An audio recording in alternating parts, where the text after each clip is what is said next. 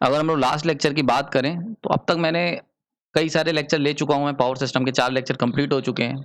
Just previous lecture में जो कि पार्ट 2 था एलिमेंट्स ऑफ पावर सिस्टम, वहाँ पे हमने देखा था, हमने कंडक्टर के बारे में बात करी थी। हमने देखा था कि कंडक्टर के 2 पर्पस, ट्रांसमिशन और डिस्ट्रीब्यूशन में ज़रूरत पड़ सकती है और क्या-क्या अंतर होगा। ट्रांसमिशन वाला लार्ज पावर और हाई वोल्टेज को हैंडल करेगा और डिस्ट्रीब्यूशन वाला स्मॉल पावर और लो वोल्टेज को। ये सारी चीज़ें हमने देखी थी। हमने चॉइसेस ऑफ कंडक्टर भी देखा था। हमने देखा था कि भाई किस बेसिस पे हम कंडक्टर को सिलेक्ट करेंगे। ये भी जाना था कि पहले कॉपर यूज़ होता था, लेकिन आज एल्युमिनियम यूज़ होता है। इकोनॉमिक एक इंपॉर्टेंट फैक्टर है। देन मैंने आपको वहाँ पे रेटिंग के बारे में बताया था कि कंडक्टर की जो रेटिंग होती है वो एम्पेसिटी पे डिपेंड करती है, यानी कि एम्पेयर कैपेसिटी पे। मैंने बताया था किस तरीके से हीट जो जनरेट होती है और जो ट्रैप रह जाती है उसकी वजह से कंडक्टर खराब होता है। हीट डिसिपेट जो है वो एक कैसे एक कह सकते हो पॉजिटिव चीज़ है किसी भी कंडक्टर के लिए। देन लास्ट के अंदर हम लोगों ने बात करी थी रिएक्टिव कंपोनेंट्स के बारे में, और वहाँ पे हमने सीखा था कि किस तरीके से रिएक्टिव कंपोनेंट्स कौन-कौन से होते हैं और वो किस तरीके से रेगुलेट करते हैं, ये भी चीज़ सीखा था। और एक ऊपर-ऊपर से जाना था, मैग्नेटिक फील्ड जहाँ होगी वहाँ पे इंडक्टर पाए जाएँगे और जहाँ पे भी इलेक्ट्रिक फील्ड होगी वहाँ कैपेसिटर मिलेंगे। नाउ इस सीरीज़ को आगे बढ़ाते हैं, ये लास्ट पार्ट है और इसके अंदर हम लोग जो बचे हुए 2-3 कंपोनेंट्स हैं या 3 इंपॉर्टेंट पार्ट्स हैं, एलिमेंट्स हैं, उनको डिस्कस करेंगे। चलिए शुरू करते हैं। तो सबसे पहले अगर पावर इलेक्ट्रॉनिक्स की बात करें तो उससे पहले हमें समझना होगा कि क्यों एडिसन का डीसी सिस्टम फेल हो गया। बहुत ध्यान से समझिएगा। इनको जानते हैं एडिसन, इन्होंने बल्ब की इन्वेंशन करी थी, दुनिया जानती है, ठीक है? इस बल्ब को इन्वेंट करने के बाद इनको ये समझ में आया कि भाई बल्ब केवल बल्ब जनरेट करने से काम नहीं चलेगा, हमें बिजली भी देनी पड़ेगी। तो इन्होंने उस बिजली को देने के लिए इन्होंने एक इलेक्ट्रिक लाइट कंपनी की स्थापना की थी और यहाँ पे इन्होंने डीसी सप्लाई देना शुरू करा, लोगों को डीसी पावर सिस्टम की स्थापना करी। इसके बहुत सारे एडवांटेज थे। अगर हम डीसी पावर को सप्लाई करने के बारे में सोचते हैं तो बहुत सारे एडवांटेज होते हैं, जैसे कि सबसे पहली बात है लॉसेस बहुत कम होते हैं, किसी भी तरीके का कोरोना लॉस नहीं होता है। दूसरा इकोनॉमिकल होता है, क्योंकि इसके अंदर जब भी हम डीसी को अगर ट्रांसफर करने की बात करते हैं तो उसके अंदर हमें केवल 2 वायर की ज़रूरत पड़ती है, एक पॉजिटिव और एक नेगेटिव। जबकि अगर एसी की बात करते हैं तो मिनिमम 3 तो चाहिए ही और मैक्सिमम 4 तक भी चले जाते हैं। तीसरा सबसे बड़ा एडवांटेज था कि कोई स्किन इफेक्ट नहीं होता है। ये स्किन इफेक्ट क्या होता है इसको हम लोग आने वाले लेक्चर में सीखेंगे, क्योंकि ये एक इंपॉर्टेंट पैरामीटर है, एक इंपॉर्टेंट इफेक्ट है जो कि एसी सिस्टम में पाया जाता है। एंड लास्ट, किसी भी रिएक्टिव पावर रेगुलेशन की ज़रूरत नहीं होती जब हम डीसी की बात करते हैं। ऐसा क्यों? क्योंकि हम जानते हैं कि अगर इंडक्टर की बात करोगे तो इंडक्टर को हम शॉर्ट कर देंगे। जब डीसी देते हैं तो इंडक्टर शॉर्ट हो जाता है और कैपेसिटर ओपन हो जाता है। यानी कि केवल रजिस्टर रह जाएगा किसी भी सर्किट में। इसीलिए आपको याद होगा जब मैंने डीसी मशीन पढ़ाई थी वहाँ पे इंडक्टर और कैपेसिटर की कोई चर्चा नहीं करी थी। तो जब भी हम डीसी की बात करते हैं तो इंडक्टिव एलिमेंट्स या कह सकते हो रिएक्टिव कंपोनेंट्स को हम पिक्चर से बाहर कर देते हैं। तो आपको किसी भी रिएक्टिव कंपोनेंट की ज़रूरत नहीं होगी, ना ही रिएक्टिव पावर को रेगुलेट करना पड़ेगा। So these are the major 4 advantage, और भी बहुत सारे हैं, पर जो खास 4 हैं वो मैंने यहाँ पे बता दिए। यानी कि अगर तुम डीसी भेजते हो तो ये सारे एडवांटेज तुम्हें मिलेंगे। लेकिन इनका जो एडिसन की जो कंपनी थी वो फेल क्यों हो गई? तो इनके साथ एक सबसे बड़ी प्रॉब्लम ये थी कि हम लोग डीसी को स्टेप अप और स्टेप डाउन नहीं कर सकते थे। ये एक बहुत बड़ा डिसएडवांटेज था, ठीक? बहुत बड़ा डिसएडवांटेज इसलिए था क्योंकि अगर हम डीसी को स्टेप अप और स्टेप डाउन नहीं कर सकते तो डीसी जो है वो एक लिमिटेड एरिया में ही भेजी जा सकती है, यानी कि could not be transmitted long distances. इसका क्या मतलब हुआ? इसका मतलब सिंपल सा है कि अगर आप किसी एक पर्टिकुलर एरिया में अगर आपने पावर सिस्टम बनाया है, डीसी पावर सिस्टम अगर आपने सेटल करा तो वो एक सर्टेन एरिया के अंदर ही ऑपरेट कर पाएगा।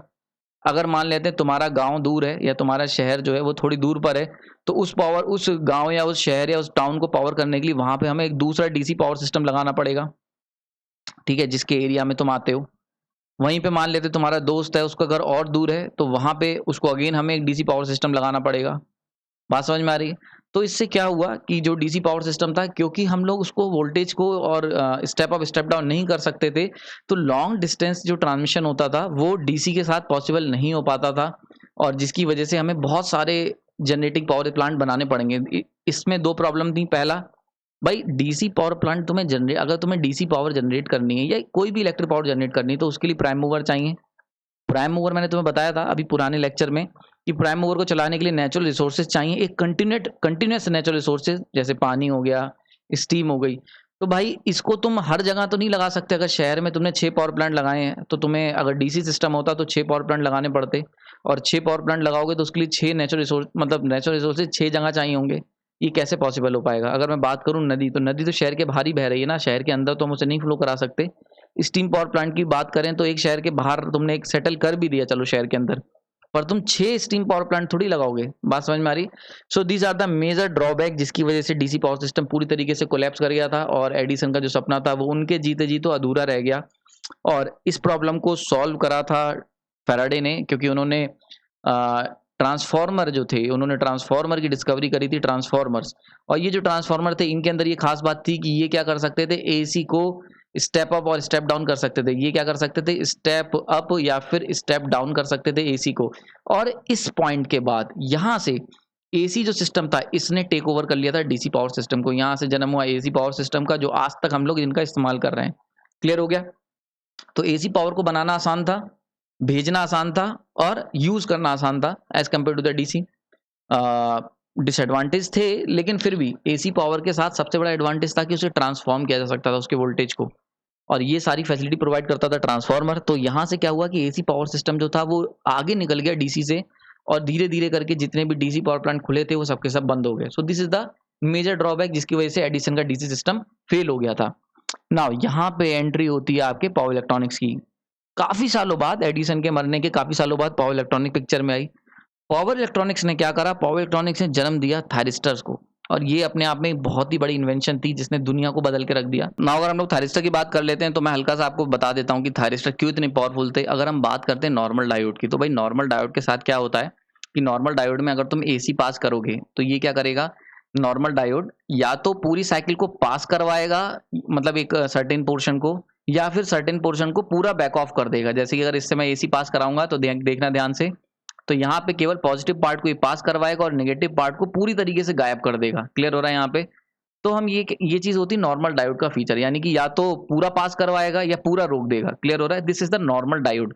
ना अगर हम बात करते हैं थायरिस्टर की, तो थायरिस्टर के अंदर एक कंट्रोलिंग होती है, सबसे इंपॉर्टेंट पार्ट होता है इसका पॉजिटिव कंट्रोल। ठीक है, क्या मतलब हुआ कि ये क्या करेगा, ये जो तुमने पॉजिटिव, अगर यहाँ से तुम इसकी बात करते हैं एसी साइकिल की, तो इसमें तुम क्या कर सकते हो, पर्टिकुलर पार्ट को रोक भी सकते हो, पूरी तरीके से रोक सकते हो, और जो पास करवा रहे हो उसको सर्टेन पोर्शन को पास करवा सकते हो। यानी कि हम चाहें तो कुछ इस तरीके की वेवफॉर्म को जनरेट कर सकते हैं। हमने क्या करा, इतना पोर्शन काट दिया। यानी कि थायरिस्टर जो होते हैं इनके पास ये एक स्पेशल कैपेबिलिटी होती है कि ये, इससे तुम कितना भी पोर्शन पास करवा सकते हो किसी भी साइकिल का। समझ में आ रहा है? जो डीसी के साथ समझ में आ रहा है, डीसी के साथ क्या, सॉरी ये नॉर्मल डायोड के साथ क्या दिक्कत थी, नॉर्मल डायोड के अंदर तुम एक सर्टेन पोर्शन ही पास करवा सकते हो और पूरा पास करवाना पड़ेगा। यानी कि या तो उसमें से पूरी पॉजिटिव साइकिल पास होगी या पूरी पॉजिटिव साइकिल पास नहीं होगी। समझ में आ रहा है? लेकिन थायरिस्टर के क्या होगा कि 70% पॉजिटिव साइकिल पास करवा सकते हो, 30% भी पॉजिटिव साइकिल पास करवा सकते हो, और 100% भी पॉजिटिव साइकिल पास करवा सकते हो। इसी तरीके से 50% नेगेटिव साइकिल रोक सकते हो, 100% नेगेटिव साइकिल रोक सकते हो, और 30% भी नेगेटिव साइकिल रोक सकते हो। तो ये this is the main feature. यानी कि थायरिस्टर जो होते हैं वो नॉर्मल डायोड से यहाँ पे एक्सेल कर जाते हैं। क्लियर हो गया होगा? एक थोड़ा सा जिस्ट मिल गया होगा। खैर आगे चलते हैं। इन थायरिस्टर की मदद से इंजीनियर्स ने बनाए चॉपर्स। अब चॉपर क्या होता है, यहाँ पे हेलीकॉप्टर की बात नहीं कर रहा हूँ, ये चॉपर सोच के वो जो हवा में उड़ते हैं उनकी बात नहीं हो रही यहाँ पे। चॉपर बेसिकली क्या थे, चॉपर थे डीसी ट्रांसफार्मर। इनका काम क्या था, इनकी एक खास बात होती है कि यहाँ से चॉपर का इस्तेमाल करके हम लोग स्टेप अप और स्टेप डाउन कर सकते थे डीसी वोल्टेजेस को। ठीक है, क्लियर हो रहा है? यानी कि जो एडिसन ने अपने समय में सपना देखा था कि हम लोग डीसी पावर सिस्टम का इस्तेमाल करें या डीसी का इस्तेमाल करें ट्रांसमिट करने के लिए, वो पावर इलेक्ट्रॉनिक्स ने चॉपर की मदद से, यानी कि जो काम एसी के अंदर ट्रांसफार्मर करता है वो डीसी के अंदर चॉपर करता है। ठीक, तो चॉपर की मदद से हमने क्या करा, स्टेप अप और स्टेप डाउन शुरू करा, और यहाँ से जो आइडिया था और यहाँ से बर्थ होता है एचवीडीसी ट्रांसमिशन का। क्लियर हो रहा है यहाँ पे? तो देखो कैसे पावर इलेक्ट्रॉनिक्स ने पूरा सिस्टम ही बदल के रख दिया। पावर इलेक्ट्रॉनिक्स जब पिक्चर में आई तो थायरिस्टर आए, थायरिस्टर से चॉपर बनाया, और चॉपर ने क्या करा, एक कैपेबिलिटी दे दी वोल्टेज को स्टेप अप करने की, और यहाँ से हम लोग एचवीडीसी ट्रांसमिशन की तरफ बढ़ते हैं। तो एचवीडीसी ट्रांसमिशन क्या होता है, हल्का सा एक उसका पिक्चर बताता हूँ आपको। तो हम लोग एसी जनरेट करते हैं, 3 फेज एसी, उसके बाद उसे टॉवर से आगे भेजते हैं। ये टॉवर से पहुंचता है हमारा रेक्टिफायर के साथ। ये बड़े बड़े रेक्टिफायर होते हैं, पावर रेक्टिफायर्स होते हैं, पावर इलेक्ट्रॉनिक कंपोनेंट का इस्तेमाल करके, थायरिस्टर का इस्तेमाल करके। पावर रेक्टिफायर क्या करते हैं, इस एसी को डीसी में कन्वर्ट करते हैं, और यहाँ पे जन्म होता है एचवीडीसी ट्रांसमिशन का। तो हम लोग पावर को जनरेट कर रहे हैं एसी में, लेकिन ट्रांसमिट कर रहे हैं डीसी में। देन वापस से इन्वर्टर आ जाता है। इन्वर्टर काम क्या होता है, ये इसको वापस से एसी में 3 फेज एसी में कन्वर्ट करता है, और लोड को हम लोग भेज देते हैं। एल मतलब लोड। क्लियर हो गया यहाँ पे? अगर मैं बात करता हूँ तो जनरेशन हमने करा एसी में, डिस्ट्रीब्यूशन ट्रांसमिशन करा डीसी में, एंड देन डिस्ट्रीब्यूशन अगेन करा एसी में। क्लियर हो रहा है यहाँ पे? तो इस पूरी पिक्चर में एक खास बात देखने को मिलेगी कि एचवीडीसी ट्रांसमिशन के लिए आपको ज़रूरी था पावर इलेक्ट्रॉनिक का होना, तभी ये पॉसिबल है। अगर इंडिया की बात करता हूँ तो फॉरेन कंट्रीज़ में तो एचवीडीसी ट्रांसमिशन काफ़ी तेज़ी से काम कर रहा है। लेकिन अगर इंडिया की बात करता हूँ तो इंडिया में भी एचवीडीसी ट्रांसमिशन पिक्चर में आ गया। आप नेट पे सर्च कर सकते हो, कई सारे आपको जगहें मिल जाएँगी जहाँ एचवीडीसी ट्रांसमिशन हो रहा है। क्लियर हो गया? क्यों हो रहा है? क्योंकि इसके एडवांटेज हमने पीछे देखे थे, बहुत ज़्यादा एडवांटेज हैं इसके as compare to the AC transmission system.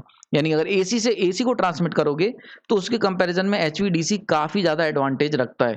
एक और ख़ास बात है, पावर इलेक्ट्रॉनिक्स जो है ये काफ़ी महंगी पड़ती है, इसीलिए एचवीडीसी ट्रांसमिशन हम हर जगह यूज़ नहीं कर सकते। इसके लिए आगे मैं आपको एक कर्व भी बताऊँगा, जब हम लोग इसको आगे डिटेल में पढ़ेंगे तो हम एक कर्व के बारे में डिस्कस करेंगे, आगे चल के चर्चा करेंगे इसके बारे में। तो वहाँ पे मैं आपको बताऊँगा कि कहाँ एचवीडीसी यूज़ करना है और कहाँ एचवीएसी। तो एचवीडीसी ट्रांसमिशन सस्ता है, लेकिन जो कंपोनेंट यूज़ कर रहे हो यानी कि रेक्टिफायर और इन्वर्टर के अंदर जो तुम पावर इलेक्ट्रॉनिक कंपोनेंट यूज़ कर रहे हो, ये बहुत महंगे पड़ते हैं और बहुत ही सेंसिटिव होते हैं, यानी कि बहुत जल्दी चांसेस होते हैं इनके खराब होने के। तो ये बहुत ही ज़्यादा कॉस्टली पड़ता है। इसीलिए अगर आप सर्टेन कह सकते हैं कि बहुत ही ज़्यादा किलोमीटर की जब बात करते हैं, जब आप उतने डिस्टेंस की बात करते हो तब तो एचवीडीसी प्रेफरेबल है।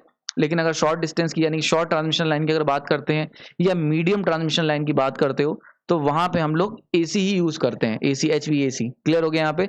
जब आप लॉन्ग ट्रांसमिशन सिस्टम में चले जाते हो, जैसे कि नॉर्दर्न ग्रिड को साउदर्न ग्रिड से, इंडिया के एक छोर से दूसरे छोर कनेक्ट करना, नॉर्दर्न ग्रिड और साउदर्न ग्रिड को अगर कनेक्ट करने की बात करते हैं हम लोग, कश्मीर की पावर को चाइना ये नीचे साउथ की पावर से जब हम कनेक्ट करने की कोशिश करते हैं, तब इस तरीके के सिस्टम के अंदर हमें ज़रूरत पड़ती है एचवीडीसी ट्रांसमिशन की। क्लियर हो रहा है यहाँ पे? बहुत आगे चल के बहुत डिटेल में इसको चर्चा करेंगे, काफ़ी कुछ सीखेंगे। ठीक है, तो ये चीज़ समझ में आ गई होगी। ओके, नाउ आगे चलते हैं। अगर यहाँ तक क्लियर हो गया, कोई डाउट है तो कमेंट सेक्शन में बता सकते हैं। कोई भी किसी भी तरीके का डाउट हो तो कमेंट सेक्शन में जरूर बताएं। पसंद आया तो लाइक कर सकते हैं लेक्चर को। इसके बाद 2 कंपोनेंट और हैं, उसके ऊपर चर्चा करते हैं। आई होप यहाँ तक का लेक्चर आप लोगों को समझ में आ गया होगा। नाउ अब एक बड़ा इंपॉर्टेंट पार्ट आ जाता है। अगर हम बात करते हैं पावर सिस्टम की, तो भाई हमने पावर सिस्टम सेट कर लिया, ट्रांसफार्मर लगा लिए, लाइनें बिछा दी, सब कुछ कर दिया। लेकिन अब दूसरी इंपॉर्टेंट चीज़ आती है कि जो आपने सिस्टम बनाया है ये एनवायरनमेंट के प्रोन है, यानी कि आपका ये सिस्टम जो है वो ओपन में रखा हुआ है, बीच सड़क पे है, नेचर के बीच में है। और हम जानते हैं कि अर्थ के ऊपर अगर कोई भी चीज़ नेचर के बीच में है तो वो काफ़ी ज़्यादा अनसर्टेन हो जाती है। कभी भी बारिश आ सकती है, तूफान आ सकता है, आंधी आ सकती है। तो एक इम्पॉर्टेंट चीज़ हो जाती है कि हम अपने सिस्टम को जो हमने ओपन रखा हुआ है और हम उसे क्लोज कर भी नहीं सकते। मान के चलते हैं अगर ट्रांसमिशन लाइन है, हमने उनको ओपन का उनको अगर हमें हज़ारों किलोमीटर की ट्रांसमिशन लाइन बिछानी है, तो उनको क्लोज़ करना पॉसिबल नहीं है। हालाँकि कोशिश चल रही है, हम लोगों ने काफ़ी हद तक ट्रांसमिशन लाइन्स को अंडरग्राउंड कर दिया, इसीलिए आप देख रहे होगे अंडरग्राउंड केबल्स हो गए हैं। पहले अगर पुराने समय की बात याद करो तो ज़रा-सी आँधी आ जाती थी और लाइट कई-कई दिनों के लिए चली जाती थी। हालाँकि अब भी होता है, पर टाइम जो है वो काफ़ी रिड्यूस करा है इंजीनियर्स ने। और ऐसा इसलिए हो पाया क्योंकि हम लोग अंडरग्राउंड केबल की बात कर रहे हैं, अंडरग्राउंड सिस्टम की बात करते हैं। तो अंडरग्राउंड सिस्टम होने से हमने क्या करा है, अपने आप को सुरक्षित कर लिया है। हमारा सिस्टम जो है उसको हमने रिलायबल बना लिया, या कह सकते हैं सुरक्षित कर लिया है आसपास, यानी कि less prone to the nature. Clear हो गया यहाँ पे? तो रिलायबिलिटी एंड प्रोटेक्शन अगेन एक one of the most important aspect है पावर सिस्टम का। यानी अगर आप पावर सिस्टम डिजाइन कर रहे हो तो 2 जिम्मेदारी आपके ऊपर है, एक तो उसकी चीज़ों को प्रोटेक्ट करना और दूसरा सिस्टम के ऑपरेशन को रिलायबल बनाना। रिलायबल का मतलब होता है कि हम कंटिन्यूस आपको सर्विस प्रोवाइड कर पाएंगे, अपने कंज्यूमर्स को, अपने जो लोड है उसको कंटिन्यूस पावर दे पाएंगे रिलायबिलिटी के साथ। और दूसरी चीज़ है यानी कि वो हम पे रिलाय कर सकते हैं, हम पे भरोसा कर सकते हैं। दूसरी चीज़ है प्रोटेक्शन, यानी कि हम अपने ऐसा करने के अंदर हम अपने जो महँगे-महँगे ट्रांसफार्मर खरीदे हैं, जो इतने हाई कॉस्ट की हमने ट्रांसमिशन लाइन बिछाई है, उसकी भी प्रोटेक्शन करेंगे। तो ये एक इंपॉर्टेंट पैरामीटर हो जाता है। नाउ ऐसा करने के लिए हमारा सिस्टम 2 चीज़ें यूज़ करता है। एक है रिले और दूसरा है सर्किट ब्रेकर। ये 2 चीज़ों का इस्तेमाल हमारा जनरली पावर सिस्टम करता है। नाउ अगर हम इनकी बात कर लें, तो इन दोनों को समझने के लिए मैं आपको बहुत ही सिंपल तरीके से समझाता हूँ कि रिले और सर्किट ब्रेकर क्या होते हैं। अगर हम अपने आप से कंपेयर करें, इस पिक्चर को देखो ध्यान से, ठीक है? तो ये अगर हम अपने आप को कंपेयर करें, तो रिले जो है वो हमारा दिमाग है और जो सर्किट ब्रेकर है वो हमारे हाथ हैं। यानी कि जो भी चीज़ें हम सेंस करते हैं दिमाग से कि हमारे लिए फेवरेबल हैं कि नहीं है, ये सारा काम रिले करती है। और जब हम सेंस करने के बाद एक्शन लेते हैं, ये सारा काम सर्किट ब्रेकर करता है, ठीक है? इसके एग्जाम्पल के तौर पे हम समझ सकते हैं कि जैसे मान लेते हैं आपने एक गर्म तवे पे हाथ रख दिया, ठीक? तो जब तुमने हाथ रखा गर्म तवे पे, तो वो जैसे ही तुम उसे रखोगे तो वहाँ तुम्हारा हाथ जलने लगेगा। और जैसे ही हाथ जलेगा, ये कौन बताएगा? ये तुम्हारा दिमाग तुम्हें बताएगा कि भाई वहाँ पे एबनॉर्मल कंडीशन में तुम्हारा हाथ रखा है, ठीक है? यानी कि तुम एक एबनॉर्मल कंडीशन में हो।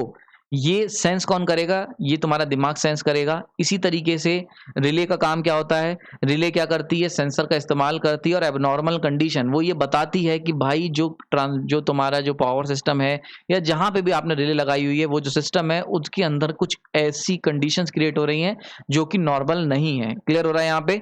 दूसरी चीज़, उसके बाद तुमने सेंस कर लिया, उसका क्या करें? अचार डालें क्या? नहीं। जो आपने सेंस कर लिया है, सेंस करने के बाद काम शुरू होता है सर्किट ब्रेकर का, और सर्किट ब्रेकर है हमारे हाथ। सर्किट ब्रेकर क्या करते हैं? जैसा आपने बिल्कुल सेम एग्जांपल, तुमने गरम तवे पे हाथ रखा, तुम्हारे दिमाग ने बताया कि तुम्हारा हाथ गरम चीज पे रखा है, उसको वहां से हटा लो वरना हाथ जल जाएगा। तो ये सब सिग्नल हो गए। इसके बाद तुम अपनी मसल्स यानी कि आर्म की मसल्स को कॉन्ट्रैक्ट करते हो और वहां से हाथ को उठाते हो। तो यानी कि ये काम करता है हमारे हाथ, यानी सर्किट ब्रेकर का क्या काम होता है? इसका काम होता है एक्शंस लेना, जैसे कि ओपन और क्लोज करना। तो जैसे तुम्हारे दिमाग ने सेंस करा कि तुमने जो गर्म तवे पे हाथ रखा है, सेंस करने के बाद तुमने अपना हाथ हटाया, यानी कि एक तरीके से सर्किट ओपन कर दिया, जो सर्किट तुम्हारे हाथ और गर्म चीज के बीच में कनेक्ट था। तो इसी तरीके से रिले क्या करती है? सेंस करके बताती है कि भाई करंट की जो वैल्यू है वायर के अंदर वो एबनॉर्मल हो गई है, यानी कि वो जितनी होनी चाहिए उससे ज्यादा करंट फ्लो कर रही है। ऐसे केस में सर्किट ब्रेकर क्या करते हैं? ये सर्किट ब्रेकर जो होते हैं सर्किट को ब्रेक और क्लोज कर सकते हैं, यानी कि मेक और ब्रेक की जो फैसिलिटी है वो सर्किट ब्रेकर की है।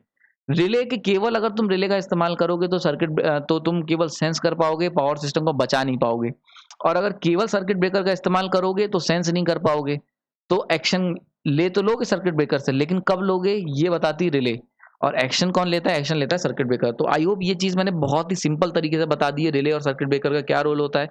इसमें किसी भी तरीके का डाउट नहीं होना चाहिए। नाउ लास्ट कंपोनेंट की बात कर लेते हैं, स्काडा की। नाउ अगर हम स्काडा की बात करें तो स्काडा की फुल फॉर्म पहले तो समझ लेते हैं। स्काडा की फुल फॉर्म होती है supervisory control and data acquisition. Acquisition मतलब क्या हुआ कि डाटा को कंट्रोल करना, एक्वायर करना और कंट्रोल करना पावर सिस्टम के ऑपरेशन को। अगर तुम कभी भी गलती से भी किसी पावर जनरेटिंग स्टेशन में चले जाओगे, या आपने पिक्चर्स देखी होंगी, बहुत सारी पिक्चर होती हैं, डॉक्यूमेंट्रीज आती हैं जो कि थर्मल पावर प्लांट या न्यूक्लियर पावर प्लांट के फेलियर पे बनी होती हैं। अगर आप किसी भी मूवी में देखोगे तो कुछ इस तरीके का सिस्टम आपको देखने को मिलेगा। एक बड़ा से मॉनिटर होंगे और वहाँ पे हम लोग जो इंजीनियर्स होते हैं वो देखते रहते हैं। तो ये जो ड्राइंग्स हैं, ये जो आप बड़ी-बड़ी पिक्चर पे मॉनिटर पे ये सब चीज़ें देखते हो, this is what we called SCADA software. यहाँ से आप स्काडा की मदद से ये सब कर पाते हो। इसके अंदर स्काडा का अगर हम बात करते हैं, इसकी हिस्ट्री की आपको जान के हैरानी होगी। इसका काम क्या होता है? वैसे तो स्काडा काम होता है ये देखना कि भाई किस तरीके से हम कंट्रोल कर रहे हैं, मॉनिटर कर रहे हैं अपने सिस्टम को। लेकिन इसकी हिस्ट्री अगर आप बताऊँ मैं आपको, पहले जब स्काडा नहीं था, यानी कि जब सॉफ्टवेयर इतने पॉपुलर नहीं थे, कंप्यूटर्स इतने अच्छे नहीं थे, तो हम लोग लैंप और स्विचेस का इस्तेमाल करते थे पुराने ज़माने में। यानी कि पहले जब 90s की बात करें तो वहाँ पे हम लोग क्या करते थे? लैंप्स यानी कि मतलब लैंप और स्विचेस का इस्तेमाल करते थे। ये जानने के लिए कि भाई पावर सिस्टम जो तुम्हारा जो जनरेटर है वो सही से काम कर रहा है, नहीं कर रहा है, फ्रीक्वेंसी क्या चल रही है, टेम्परेचर कितना हो गया, ये सब चीज़ों के लिए हम लोग स्विचेस और लैंप का इस्तेमाल करते थे। पर अब स्काडा है, इसका काम क्या होता है? इसके 3 काम होते हैं। सबसे पहले जनरेटर को स्विच ऑन करना, कंट्रोल करना जनरेशन को, और तीसरा स्विच ऑफ कर देना जनरेटर फॉर मेंटेनेंस। यानी कि अगर हम बात करते हैं स्काडा की, तो स्काडा के 3 काम है। सबसे पहले जनरेटर को स्विच ऑन करना, यानी कि जैसा आपने देखा होगा, अगर कभी भी कहीं भी सिस्टम है, अगर मैं आपको एक बहुत सिंपल सा तरीका बताऊं, जैसे कि आपने अभी फैमिली मैन अगर देखा होगा वेब सीरीज पार्ट 1, तो उसके अंदर आपने देखा होगा जो लास्ट एपिसोड है वहां पे दिखाया है केमिकल फैक्ट्री होती है। तो वो लोग जो कंप्यूटर में मॉनिटर कर रहे होते हैं कि कितनी गैस बन रही है, कितना टेम्परेचर है किसी भी रिएक्टर का। तो ये सब चीजें आपको याद होगा। जो आतंकवादी होते हैं, टेररिस्ट होते हैं, वो इसी चीज को देखते हैं कि किस तरीके से यहाँ से सिस्टम फेल किया जा सकता है। तो वो भी स्काडा ही है। तो इससे हम क्या कर सकते हैं? हम जनरेटर को ऑन कर सकते हैं, वॉल्व को कंट्रोल कर सकते हैं, कितना वॉल्व खोलना है, कब स्टीम ज्यादा चाहिए, कब स्टीम कम चाहिए। बॉयलर का इस्तेमाल कर सकते हैं, बॉयलर कंट्रोल कर सकते हैं कि कितना टेम्परेचर पे हमें बॉयलर चाहिए, स्टीम कितनी बन गई है, क्या हमें और स्टीम चाहिए। अगर नहीं चाहिए तो हम कोयले के बर्निंग के प्रोसेस को स्लो कर सकते हैं, कंट्रोल कर सकते हैं जनरेशन को। फॉर एग्जांपल लोड ज़्यादा है, अल्टरनेटर तुम्हें लोड ज़्यादा है तो स्टीम ज़्यादा जनरेट करनी पड़ेगी, प्राइम मूवर ज़्यादा तेज अच्छा चाहिए, तो ऐसे केस में ज़्यादा कोयला जलाएंगे, अगली बार कोयला कम जलाएंगे अगर लोड कम है। तो ये हो गया। लास्ट, स्विच ऑफ जनरेटर्स, यानी कि फॉर एग्जांपल अगर कोई जनरेटर में प्रॉब्लम आ रही है तो उस जनरेटर को तुम बंद कर सकते हो, जैसे कि वॉल्व को क्लोज कर सकते हो प्राइम मूवर स्टीम टरबाइन के, और ये सब चीजें करके आप जनरेशन को, एक पर्टिकुलर जनरेटर को मेंटेनेंस के लिए हटा सकते हो। ठीक है, तो ये सब काम हम लोग स्काडा से एक एसी रूम में बैठ के कर सकते हैं। यहाँ पे बहुत ही ज्यादा एफिशिएंट तरीका होता है करने का। तो आई होप ये पिक्चर समझ में आ गई होगी।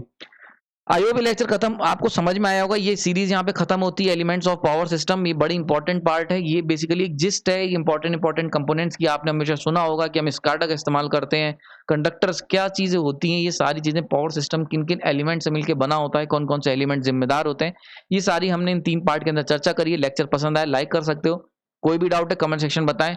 ये अभी बेसिक पार्ट चल रहा है। अब बहुत ही जल्द हम लोग एक डिटेल पिक्चर के अंदर एंटर करने वाले हैं पावर सिस्टम की। ये मैंने आपको बैकग्राउंड समझा दिया है, स्टोरी का प्लॉट सेट कर दिया है बेसिकली। अब जो मेन स्टोरी है उसको मैं शुरू करूंगा, जल्दी आपके सामने वो पिक्चर आएगी और वहां से हम लोग डिटेल्ड एंटर करेंगे पावर सिस्टम के अंदर। आपने अपना कीमती समय दिया उसके लिए धन्यवाद।